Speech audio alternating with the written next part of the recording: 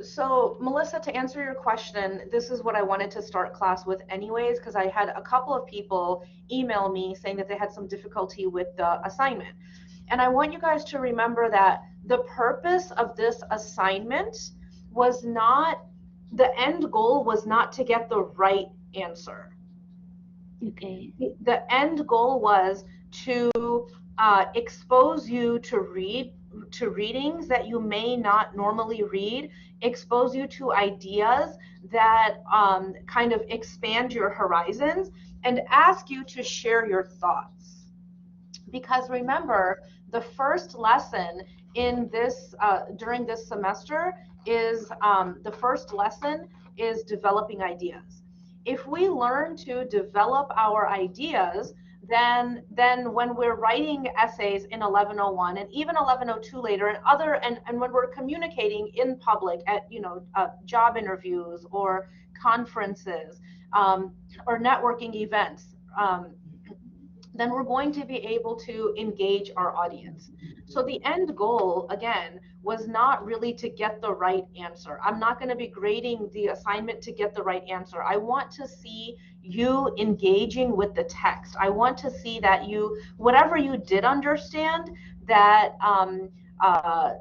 that you are willing to share your thoughts and share your ideas. Does that make sense, Melissa? Yes, thank you. Now I get Okay. it. It's just to Okay. be exposed to a new thing, right? Yeah, definitely, definitely. And I know it's difficult for all of us because, when we're in school, when we're younger, we're in middle school, junior high, high school, the teachers are always looking for the right answer. And if you don't get the right answer, it's wrong. I'm trying to expand what that means, what answering a question means. I want you guys to be able to explore your ideas and try to engage the reader. All right. Right. Thank you. So thank you for asking. Um, this is one of the readings you guys did last week. I'm not going to go through the entire thing, but I am going to repeat or review a couple of things that I said last week that I hope make more sense now that you've done your first reading. So when you guys when you're assigned a reading, it could be anything. Let's just say, for example, I'm going to make this up right now. Let's say I go to New York Times and I ask you to read this article, How to Reach the Next Generation of Gun Owners, or um, um, China is winning in Asia. Biden's plans won't change that. When I ask you to read something, don't skip all these things. I know as a student, we want to skip down to here. We want to get to the point because we're in a rush. But please don't do that. So whether you're reading the paper, whether you're reading a textbook, it doesn't matter. Spend some time looking at the information that's given to you before the text. So here it says introduction. So I know in my mind that this means I'm going to get some background information. There's a picture here. Examine the picture. You see it's black and white. You see that, there's a man. He's well dressed. He looks serious. It looks like an old picture, somebody who may have lived, decades ago, centuries ago. And then you can see down here, it's a picture of Frederick Douglass. Who was Frederick Douglass? Speaker, writer, abolitionist. This picture was taken in 1856. It's kept in the National Portrait Gallery. So now, before we even start reading, we get a sense of who wrote this. Melissa, does that make sense? Yes, Okay. that So give us a background of what we're gonna read, right? exactly. And when it gives you a background, what that allows is that it creates a schema in your mind. And Yes. that right. So schema basically means that, let me give you guys an example. When your friend calls you and says, "Hey, Melissa, let's go to the movies tonight," what's one of the first thing you ask? What movie theater? What movie? Exactly. Or what movie theater, right? Do I have to drive all the way to downtown, or are we going locally? Are we going to a movie theater like Studio Movie Grill, or do I need to eat dinner before I go? Or what kind of movie? Is it going to be a comedy, or is it going to be a thriller? Is it going to be a mystery? Is it going to be a action? And the reason we ask those things is to prepare our mind. Because, like, for example, for me, I don't want to watch something that is very stressful right now. If I'm having a stressful day or I had a stressful week, I don't want to go and watch something stressful. I just want to watch something simple, funny, make me laugh.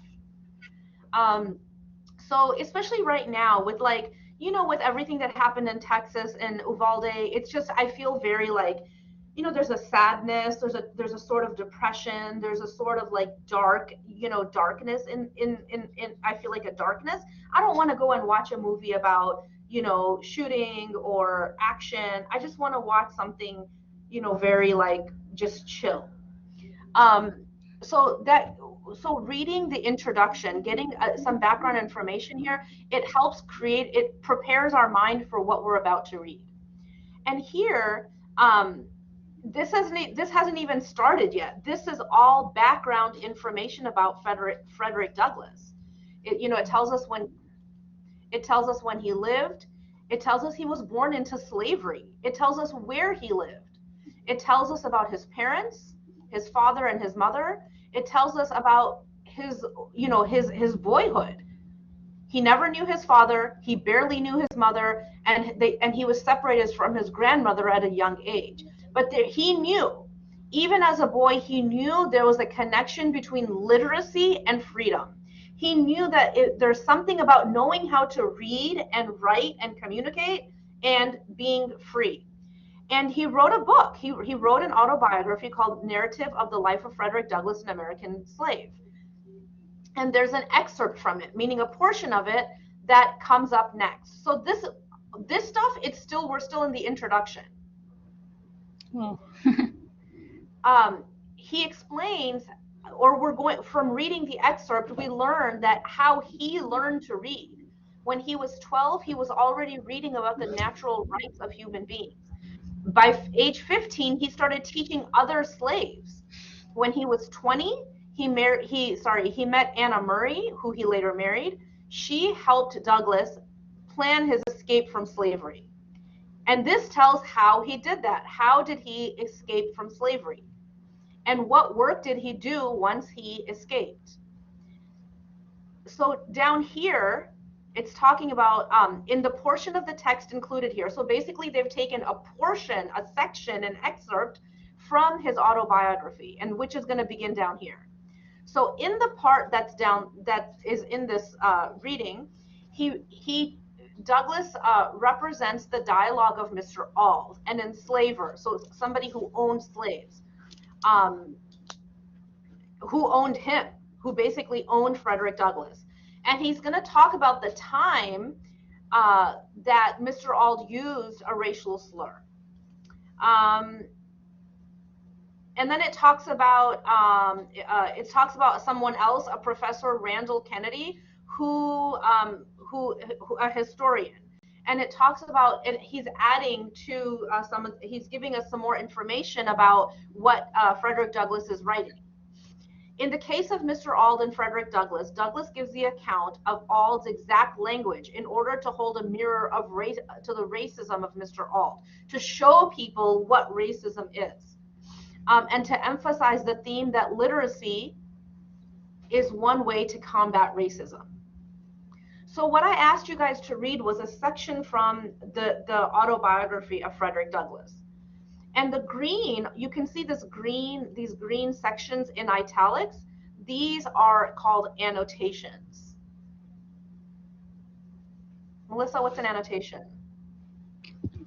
sorry, I can hear you. What is an annotation? The green section Annotation. here. See Oh, this very light green section? mm-hmm.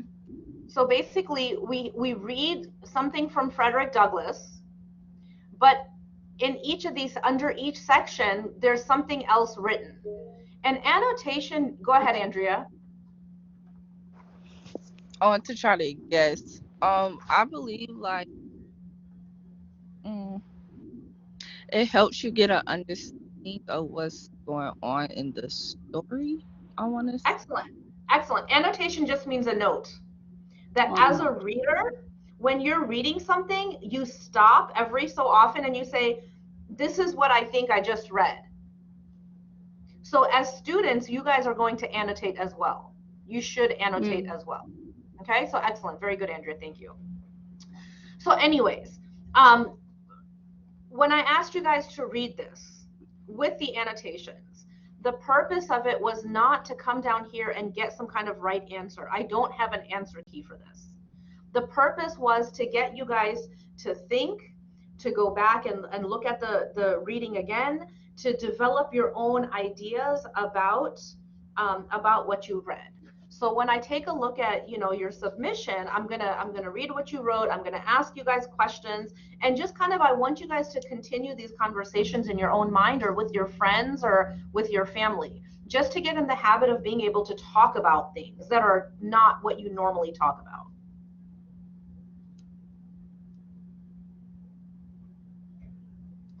Does that make sense?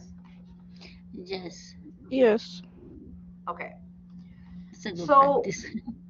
we're actually going to continue doing this, working on the same skill this week. We're going to continue working on developing ideas. Again, developing ideas just means that we're able to take an idea and discuss it in an engaging way. Let me show you guys what your next assignment is going to be. I haven't posted it yet. I'll post it when I'll post it when I do the announcement for this week after this. Oh, I know where I have it. Let me show it to you guys. I've posted it for my other class.